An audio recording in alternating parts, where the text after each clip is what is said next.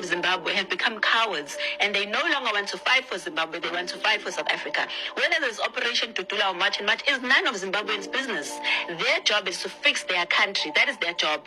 And you can't tell me that before people used to walk around. That is because there were not millions and millions and trillions of them coming into the country illegally. Now Zimbabweans, every minute someone in Zimbabwe has a problem, the solution is to come to South Africa. What kind of solution is that? Who's staying behind in Zimbabwe? Who's fixing that country? Their ancestors are calling them now to go home, and we are helping them to go back home. That's what we're doing. We are helping their ancestors, and their ancestors are helping us to take them back home. Zimbabwe is not a province of South Africa. Therefore, this entitlement that they have to South Africa is sickening, first of all. We just have to make that clear, because the more our government keeps nursing Zimbabweans and making them feel like they have some rights in this country, is the reason why they feel that they have bigger rights than South Africans. It makes them invasive, it makes them intrusive, it makes them entitled. I've heard a number of South Africans complaining that Zimbabweans are arrogant because they generalize and they call all South Africans stupid and lazy. Now, if Zimbabweans are doing this, this is wrong because it's built on ignorance, stupidity, and bigotry. However, you can't blame people sometimes thinking that a people are stupid if their leaders, like this lady who carries the surname Zuma, makes generalizations like the ones she's making about Zimbabweans now. She forgets that her father, Jacob Zuma, went into our countries without papers. They went as the ANC, the PAC, and other liberation movements without papers. And when they got to our countries, no one limited them. They limited themselves. Other people didn't leave the country and didn't want to come into these countries. But today she's got a problem when Zimbabweans and other foreigners do exactly what it is that her father did. Then she goes on to say that we are cowards. We are cowards, yet we are the very same people that protected people like Jacob Zuma in our countries who were hiding in our countries. And when the Boers attacked our countries, we had to fight the Boers using our tanks, our guns, our artillery, until we defeated the apartheid government in what were called the border wars that we fought in Angola, Mozambique, Zimbabwe, and Namibia. It was because of our bravery that we were able to defeat the Boers. But why is it that they say we are cowards?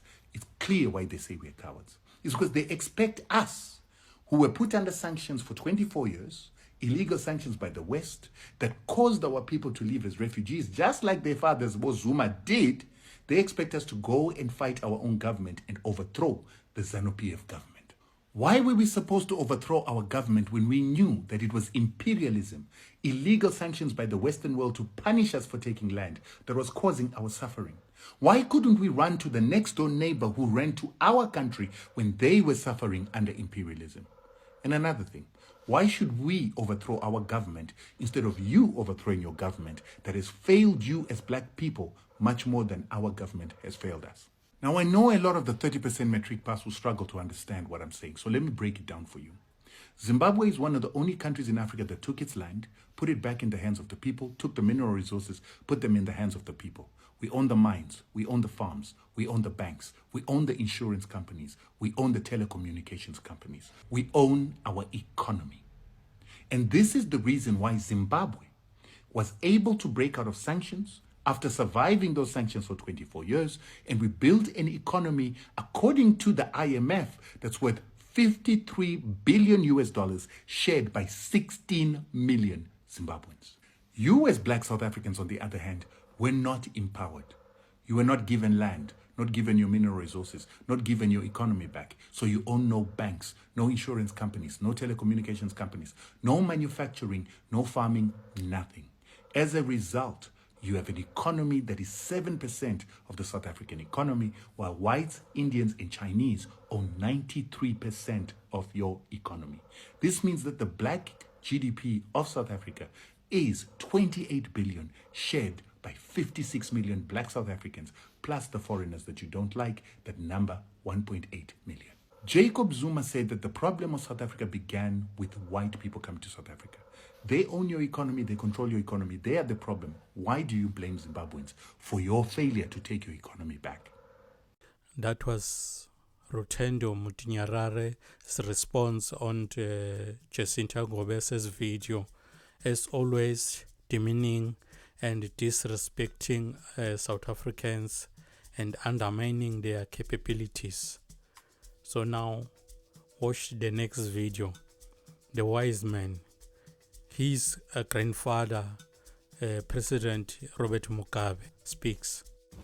South Africa is the heaven, our heaven in Southern Africa. Yes, it's more highly developed, true. But go there and you'll see that the Africans in the country are still very low. It's the whites who are living better lives, more advanced lives.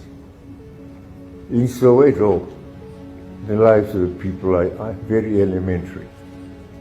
And then there are people from out here who think there is heaven in South Africa and decide to go to South Africa. They make the situation of the Africans there worse. As South Africans, we are very poor. We own nothing. Our economy is owned by white people. They own everything. They own land, they own properties, they own banks, they own even the minerals. While Zimbabweans, they own everything. They own banks, they own the land, they've got farms, they own the minerals. But yet, they're fighting with all they've got. They're fighting, they're even ready to die or kill to be in South Africa. Why so? Why? Why they don't want to go back while they back home they own everything? Why is it so? Please reply your answer to the comment section. And don't forget to subscribe and like this video. I thank you.